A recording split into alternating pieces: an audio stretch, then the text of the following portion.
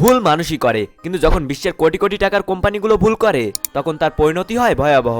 ওয়ানপ্লাসের x-ray camera থেকে শুরু করে টেসলার প্রাণঘাতী অটো পাইলট। আজকের ভিডিওতে আমরা এমনই কিছু ব্র্যান্ডের কাহিনী বলবো যারা নিজেদের ভুলে নিজেরাই বিপদে পড়েছিল। আচ্ছা, আপনি কি জানেন ইউটিউব শুরুতে একটি ডেটিং সাইট ছিল? আপনার কাছে নিশ্চয়ই বিশ্বাস হচ্ছে না, তাহলে রহস্যের সমাহারের এবারের পর্বটি আপনার জন্য।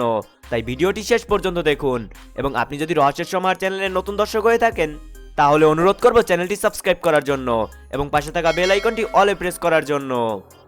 Number 8, pencil.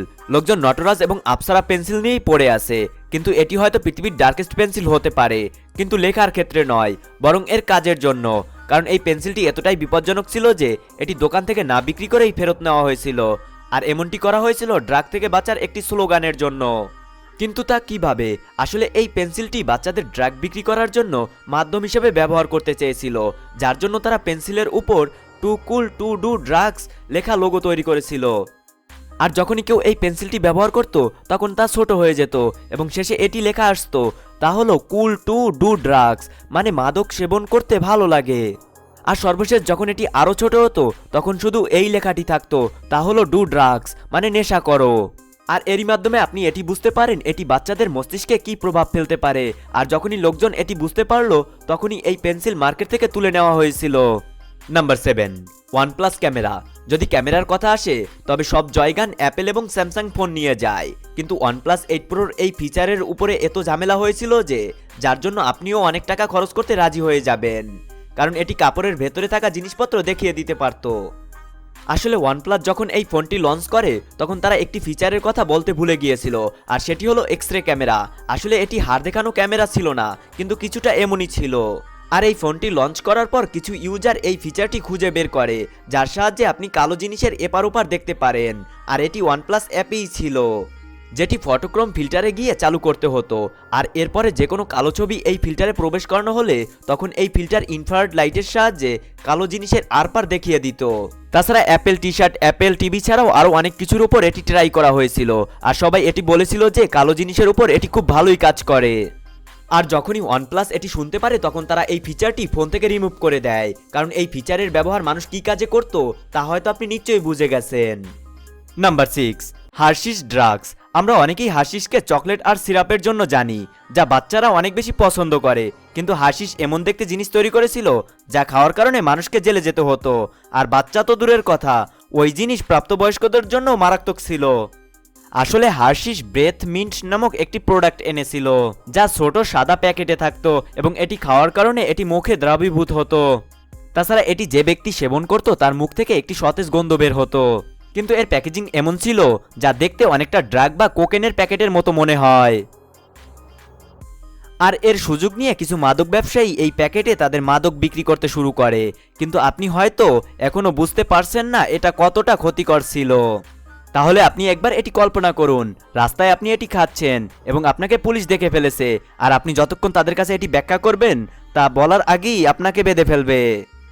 আর এমনই ঘটনা স্কুলগুলোতেও হতে শুরু করে, আর যখন লোকজন এটির বিরুদ্ধে আওয়াজ তোলে তখন হার্শিস এটি বলে, আমরা ইচ্ছাকৃতভাবে এমন প্যাকেট তৈরি করিনি, এবং এরপরে তারা এটি বিক্রি বন্ধ করে দেয়। Number 5, Facebook Oculus. আপনারা অনেকেই হয়তো জেনে থাকবেন যে ফেসবুক শুরু করার আইডিয়া মার্ক জুকারবার্গের নয়, বরং অন্য কারো ছিল। কিন্তু আজ আমরা সেই বিষয়ে কথা বলবো না, বরং আজ আমরা কথা বলবো এমন একটি জিনিসের কথা যা সত্যিই মানুষকে ডাক্তারের কাছে পাঠিয়ে দিয়েছে। যেমন আপনারা সবাই জানেন, মেটার দৃষ্টিভঙ্গি হলো ভার্চুয়াল জগৎ তৈরি করা, যার জন্য মার্ক জুকারবার্গ একটি ভিআর হেডসেট কোম্পানি কিনে ফেলেছিল, যারা অনেক সুন্দর ভিআর হেডসেট বানায় যার মাধ্যমে আপনি অন্য দুনিয়ায় যেতে পারেন, আর তাও এক ভার্চুয়াল দুনিয়ায়। কিন্তু অকুলাস কোয়াস্ট 2 নিয়ে অনেক বিতর্ক ঘেরা ছিল, কারণ এটি আক্ষরিক অর্থেই প্রচুর বিরক্তিকর ছিল, কারণ এটি ত্বকে পরে ব্যবহার করতে হতো। তাছাড়া এটিতে যে কভার ব্যবহার করা হয়েছিল তা বেশি ভালো ছিল না, তাই প্রস্তুতকারক কোম্পানি এটি বিক্রি করা বন্ধ করে দিয়েছিল। এমনকি মেটা কোম্পানি এই ডিভাইসটি মানুষকে বিনামূল্যে প্রতিস্থাপন করার অফার করেছিল। তাছাড়া ফেসবুক নিজের থেকেই এটি স্বীকার করেছে যে অকুলাসে ব্যবহৃত উপাদান কিছু লোকের জন্য সমস্যা হচ্ছে, আর এরই মাধ্যমে আপনি বুঝতে পারেন যে কোম্পানি নিজের থেকে এটি নিয়ে কথা বলেছে, তাহলে এটি কেবল কয়েকজনের ব্যাপার নয়। আর এরই জন্য খুব জলদি আসল অকুলাস কভারটি শীঘ্রই ত্বকে জ্বালাপোড়া মুক্ত সিলিকন ফেস দিয়ে প্রতিস্থাপন করা হয়েছে। Number 4, Tesla. টেসলা এমন কিছু তৈরি করে যা অনেক মানুষকে মৃত্যুর দ্বারপ্রান্ত থেকে ফিরিয়ে এনেছে। এবং সবচেয়ে আশ্চর্যজনক বিষয় হলো আপনি চাইলেও এটি কিনতে পারেন। আসলে এই জিনিসটি হলো টেসলা গাড়ির অটো পাইলট সিস্টেম। 2015 সালে টেসলা তাদের নিজস্ব গাড়িতে অটো পাইলট সিস্টেম ব্যবহার শুরু করে। শুরুর দিকে এই সিস্টেম মানুষকে অনেক বেশি সাহায্য করেছিল, এমনকি ড্রাইভারকে লং ড্রাইভে অনেক সাহায্য করেছিল। আর সময়ের সাথে সাথে এই সিস্টেম উন্নতি হয়ে সম্পূর্ণ অটো পাইলট হয়ে ওঠে। তবে এটি এত বেশি সমস্যা তৈরি করেছে যে এটি তার সমাধানও করতে পারেনি।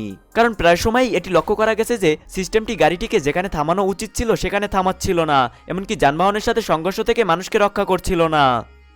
আর জুন 2023-এর রিপোর্ট অনুযায়ী দেখা গেছে যে 2017 থেকে এখন পর্যন্ত অটো পাইলট 736টি দুর্ঘটনা ঘটিয়েছে, যার মধ্যে 17টি অত্যন্ত বিপজ্জনক ছিল। আর এই সমস্ত দুর্ঘটনার কারণ হিসাবে একটি জিনিস বলা হয়, তা হলো টেসলা অর্থ সাশ্রয়ের জন্য টেসলায় কম সেন্সর ইনস্টল করেছে। নাম্বার 3, ইউটিউব আজ যেমন দেখতে আগে তেমন ছিল না। ইউটিউব তৈরি করেছিল চার্ড হ্যাডলি, স্টিভ চেন এবং জাভেদ করিম। আর যারা কিনা আগে পেপালে কাজ করত। প্রথমে ইউটিউব একটি অনলাইন ডেটিং সাইট হিসাবে শুরু হয়েছিল, যার নাম ছিল টিওনিয়ন হুক আপ, কিন্তু এটি সফল হয়নি। ইউটিউব সফল করার জন্য তারা এক তরুণীকে $20 দিয়েছিল ভিডিও আপলোড করার জন্য এবং তার ছবি আপলোড করার জন্য। Number 2, monster energy drink. Red Bull বা হেলথ ড্রিঙ্ক আসার আগে মার্কেটে মনস্টার ড্রিঙ্কই ছিল রাজা, কিন্তু 2011 সালে এনাইস নামের একজন কিশোরী একদিনে 2টি মনস্টার ড্রিঙ্ক পান করে। আর এরই ফলে ওই কিশোরী হার্ট অ্যাটাক করে মারা যায়। 2009 থেকে 2012 সালের মধ্যে এমন অনেক খবর পাওয়া যায়। এরপরে 2013 সালে FDA এটিকে ফেভারেজ ক্যাটাগরিতে অন্তর্ভুক্ত করে, যাতে ড্রিঙ্কসে কতটুকু ক্যাফেইন আছে তা জানানো বাধ্যতামূলক, কিন্তু এর আগে এটি বাধ্যতামূলক ছিল না। Number 1, Harley Davidson.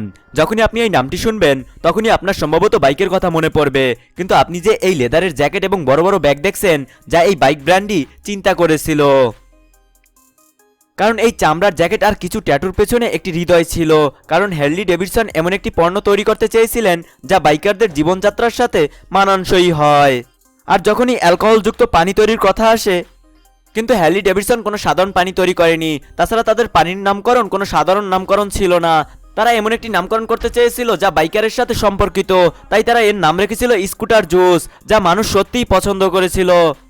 আর এরপরে হ্যারলি ডেভিডসন যা কিছুই পেল তাতে তাদের লোগো ছাপিয়ে দিল। তো বন্ধুরা, আজকের ভিডিওটি এই পর্যন্তই। ভিডিওটি কেমন হয়েছে তা কমেন্টে জানান। ভিডিওটি ভালো লাগলে ভিডিওটি লাইক করুন।